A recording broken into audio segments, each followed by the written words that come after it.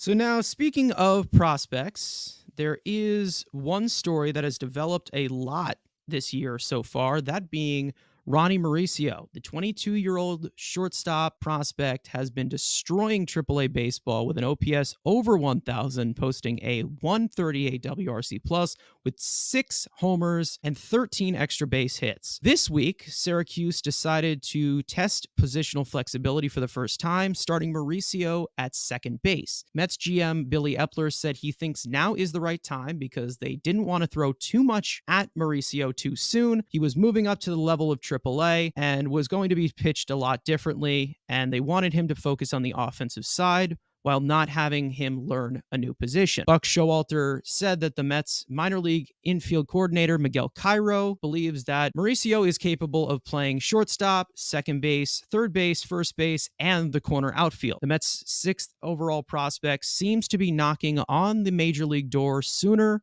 rather than later. I think the main question here is, them moving him to second base. There was some speculation, and they were talking about how having him at shortstop, they just see him as a trade piece. And now they are putting him in different positions. Maybe they're trying to increase his trade value. As far as I'm concerned right now, I think that that's when you open the question once again of what is Ronny Mauricio's future?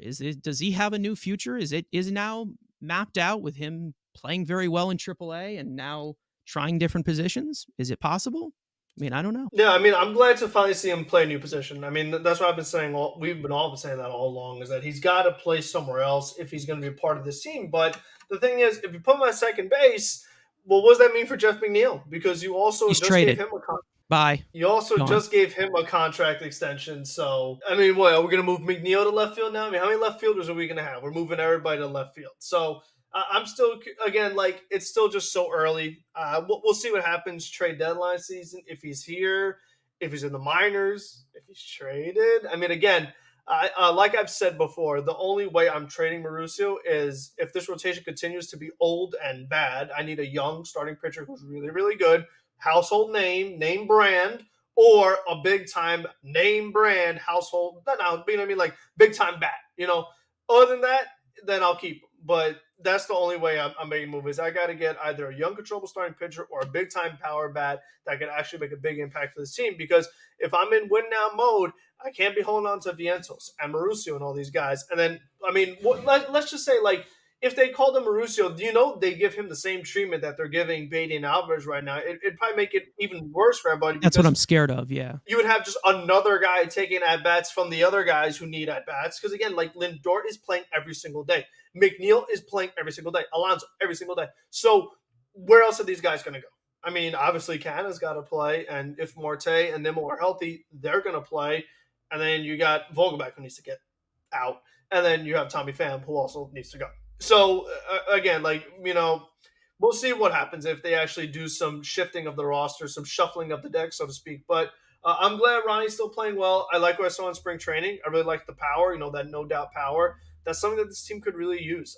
But it might not be quite yet. He's obviously not ready quite yet. So definitely something to keep a close eye on, though. It's exciting for sure. It's funny that you say that he's not quite ready yet because, to be honest, I believe that he is. He has been so good in Syracuse. He has looked fantastic. He looks like a completely different player. That's how good he is. We talk about him chasing a lot, the plate discipline, amazing. He's been, it's not even just, it's improved. The rates are going down. This guy's in top percentiles in all chase rates and max exit velocity. His pitch recognition is just so much better. And that's what I really like about it. And again, it can only get better because he's 22 years old. I'm not trading any of the prospects. Okay, so let's say they're like, okay, fine. Percentiles are great. Pitch recognition is great. Call him up today. What is his role? What are you doing with him? If they're going to say that he can play second base, right?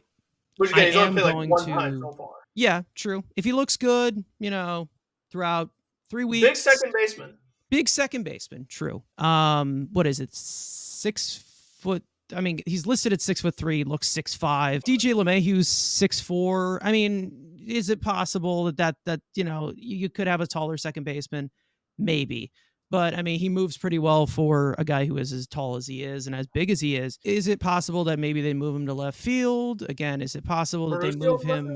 Yeah, Sure, Well, why not? people gave him Jordan Alvarez comparison, so why not? So yeah, I Another mean, left it's fielder. possible. Why not? Everybody's in left field. Yes, you could trade these guys for possible pieces, and yes, they shouldn't be in AAA, rotting away in AAA when they've obviously outperformed the entire AAA league. I'm not trading any of them at this point because I just see at this at with this Not even lineup, this Vientos? team, not even Vientos, because this team's so old, and who's going to Okay. be here? No, that's Like, fair. That's actually fair. hitting, and again, I know we have some hitting prospects in the lower levels that could eventually make their mark Mhm. here, but, these guys are on their short-term deals and they're little, they're older veteran guys. None of these guys hit for, like, any sort of prolific power. Some of these guys, in terms of Alvarez, Beatty, Vientos, and Mauricio, they all could. And I think that there's a possibility where they have all four of them up here and they see what they get from them. And then they address what they need to do at the trade deadline. I need them to just add some power to the lineup. And this would not be something that would be such an issue. And in terms of Alvarez and Beatty and their playing time, nobody would be as pissed off about their playing time at the major league level if you actually got a fucking bat in the offseason. Guys who Yeah. actually could do it right now, and you could put them in the lineup every single day. But they chose not to do that. They chose to invest in their prospects and see how they develop this season. And that's why there is a lot of frustration because we would like them to replace a lot of the dead weight. So I can't have them contradicting their own criteria every goddamn time. That's Oh yeah. what I really Yeah. want to Well, I see. mean, And that's then what I would it's say. What is their frustrating. criteria? Because they always are just I don't know. changing stuff around all the time. It seems like they have a standard for every single different player, and that just doesn't make any sense whatsoever, especially which is how like imbalanced this roster could be without the young guys on the roster. So when do we see the Nimmo, Marte, Lindor, Alonso, McNeil, Vientos, Mauricio, Alvarez, Beatty lineup? What's the date on that? The ETA. Too late. I feel like that's just going to be a little too late, but we'll see what happens. I can't, you can't have the lineup that you're putting out pretty much every other day now, the coming out with Beatty and Alvarez. It just can't happen. It really just can't happen. And even though it's not like they're bad, again, they're not bad hitters. They're not bad players. It's just the combination just doesn't work. Like it's just you need power in this game. And that's something that could possibly be supplied from these young guys. Or maybe it gets addressed at the trade deadline, which we have not been seen, and they haven't proven that they can do that so far. That's what's frustrating, Like I can't deal with that. It's like I said, you can't have Canna, Vogelback, and Guillorme all in the same lineup, which I think they all are tonight, if I'm not mistaken. Or at least two of the three are in there. Like, what are we doing? And Fantastic. they also batted three lefties in a row today.